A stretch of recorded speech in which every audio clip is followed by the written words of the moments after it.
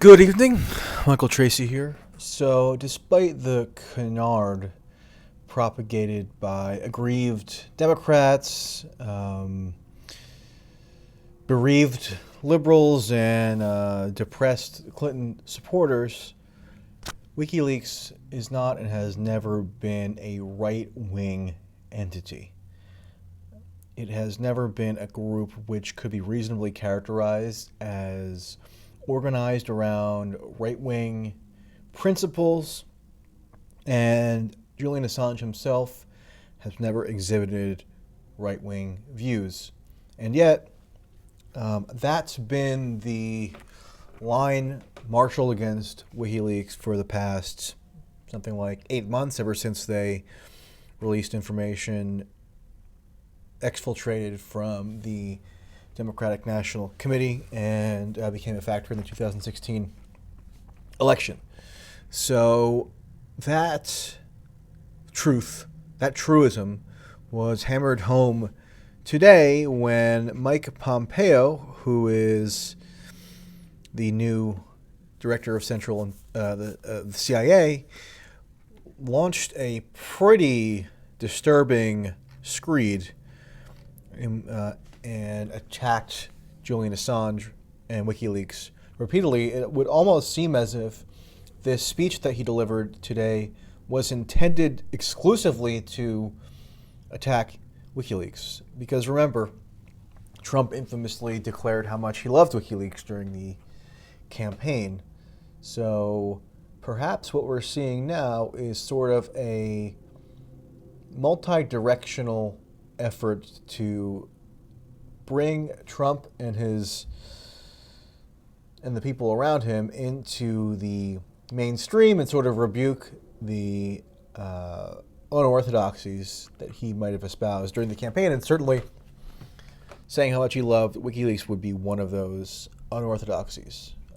So Pompeo went on this rant about WikiLeaks, and he says, for example, Assange is a narcissist who has created nothing of value. He relies on the dirty work of others to make himself famous. He's a fraud, a coward hiding behind a screen.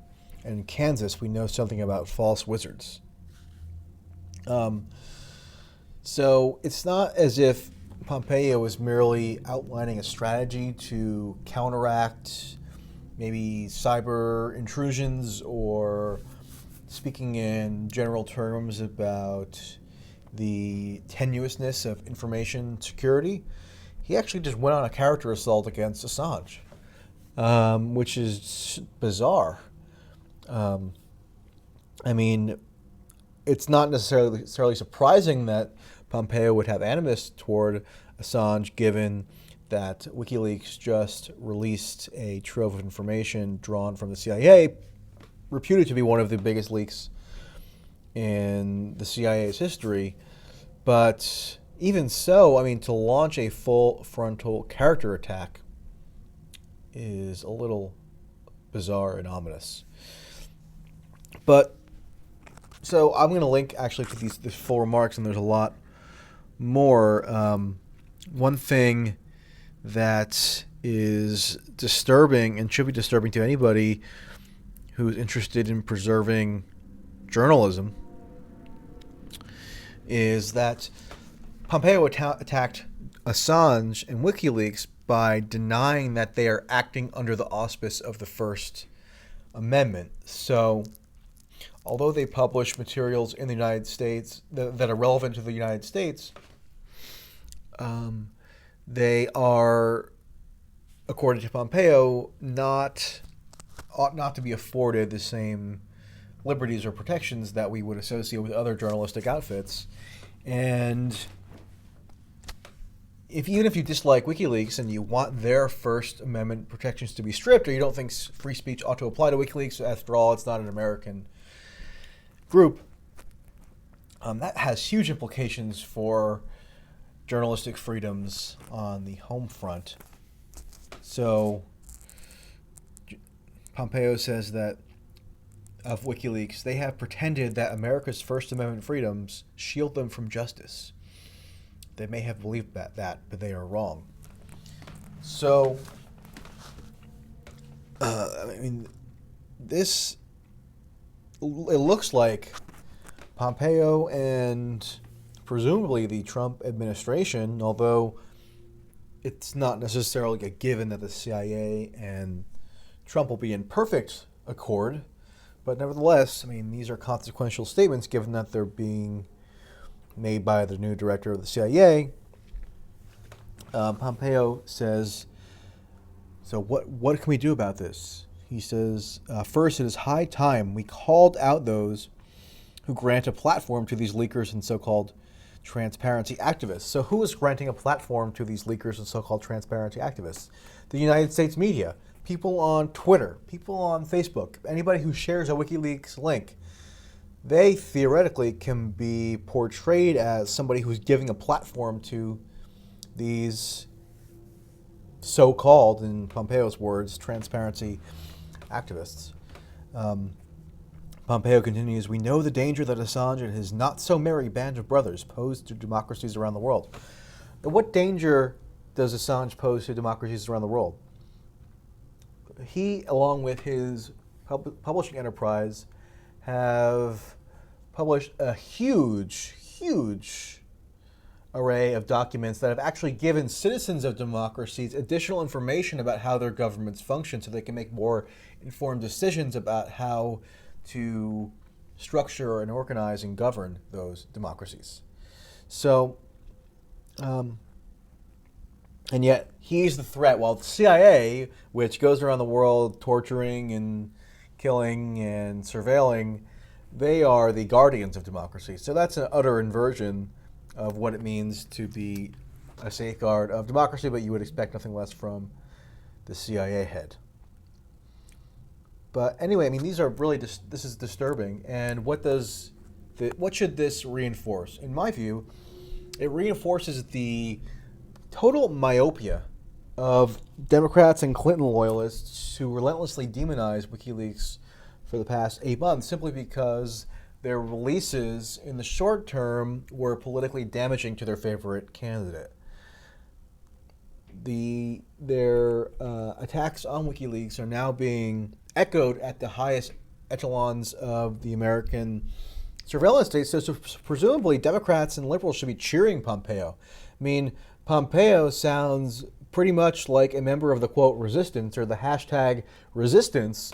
I mean, any of these utterances could have come right out of the mouths of any number of high-ranking Democrats over the past couple months who have been attempting to smear and denigrate WikiLeaks. So I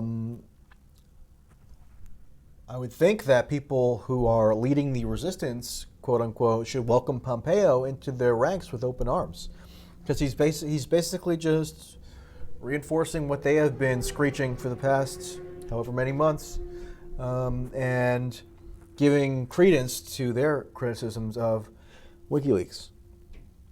So that just goes to show that rhetoric espoused in the heat of a political campaign, in kind of emotionalistic reaction to damaging information being released, actually has long-term consequences in terms of how entities like WikiLeaks are treated by the state.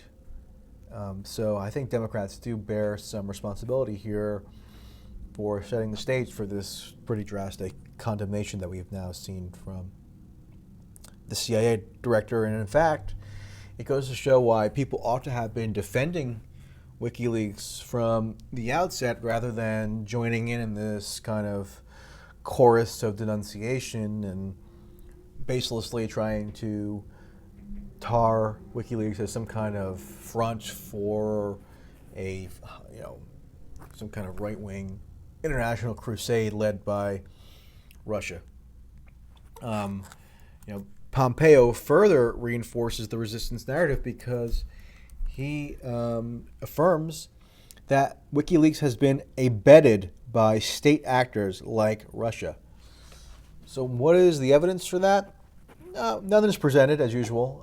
The only evidence is Pompeo referencing the totally disreputable Director of National Intelligence report that was put out in January, which contained no technical evidence tying WikiLeaks to the DNC hack, and no technical evidence to that effect has still been produced.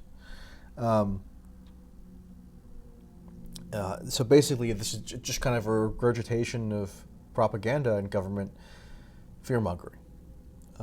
But Democrats and liberals and people who are anti-Trump should have been cognizant of the fact that the anti-WikiLeaks attitudes that they were helping to popularize and mainstream and ingrain could very easily be utilized by people like Pompeo to stifle journalism, and it should have gone beyond Assange. Whatever you feel about WikiLeaks, this kind of rhetoric is dangerous and chilling. So let that be a lesson. I doubt the lesson will be heeded, but nevertheless, the lesson should be apparent at this point. So read this pretty unbelievable screed if you want. You can go to CIA.gov and look it up, but I will, of course, include it in the description box. Anyway, have a good evening and farewell.